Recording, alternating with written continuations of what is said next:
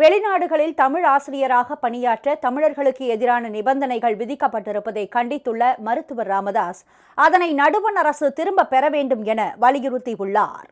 பாமக நிறுவனர் மருத்துவர் ராமதாஸ் வெளியிட்டுள்ள அறிக்கையில், வெளிநாடுகளில் உள்ள இந்திய தூதரகங்கள் மற்றும் பண்பாட்டு மையங்களில் ஒப்பந்த அடிப்படையில் தமிழ் ஆசிரியர்களாக பணியாற்ற தகுதியானவர்களை தேர்ந்தெடுப்பதற்கான ஆள் தேர்வு விளம்பரம் வெளியிடப்பட்டிருப்பதை சுட்டிக்காட்டியுள்ளார்.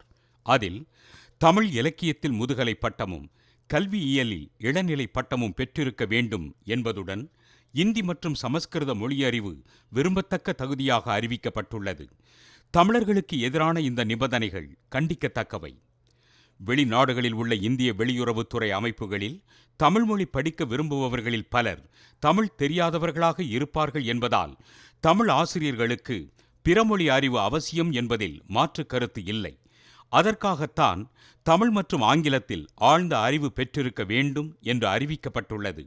இந்த தகுதி பெற்றிருந்தால் ஆங்கிலத்தின் வழியாக யாருக்கு வேண்டுமானாலும் தமிழ் மொழியை கற்றுக் கொடுக்க முடியும். தமிழ் மொழியை கற்றுக் கொடுப்பதற்கு அதற்கு சற்றும் தொடர்பில்லாத இந்தி மற்றும் சமஸ்கிருத மொழி அறிவு ஏன் தேவை என்பது புரியவில்லை.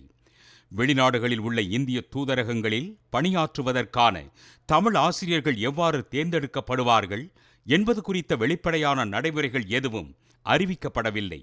இந்த ஆள் தேர்வை பொறுத்தவரை இந்திய பண்பாட்டு உறவுகளுக்கான குழுவின் அதிகாரிகள் வைத்ததுதான் சட்டமாகும். அவர்கள் தங்களுக்கு வேண்டியவர்களுக்கு வாய்ப்பு கொடுப்பதற்காகவே இந்த தேவையற்ற நிபந்தனைகளை திணித்திருப்பார்களோ என்று எண்ண தோன்றுகிறது. இந்தி ஆசிரியர் பணிக்கோ சமஸ்கிருத ஆசிரியர் பணிக்கோ தமிழ் மொழியறிவு விரும்பத்தக்க தகுதியாக அறிவிக்கப்படாத நிலையில் தமிழ் ஆசிரியர் பணிக்கு மட்டும் இந்தி சமஸ்கிருதம் தெரிந்திருக்க வேண்டும் என்பது அப்பட்டமான இந்தி சமஸ்கிருத திணிப்பாகும். இதை அனுமதிக்க முடியாது. எனவே தமிழாசிரியர் நியமனம் தொடர்பான விளம்பர அறிவிப்பில் இந்தி மற்றும் சமஸ்கிருத மொழியறிவு விரும்பத்தக்க தகுதி என்ற நிபந்தனையை இந்திய வெளியுறவுத்துறை நீக்க வேண்டும் என்று மருத்துவர் ராமதாஸ் வலியுறுத்தியுள்ளார்.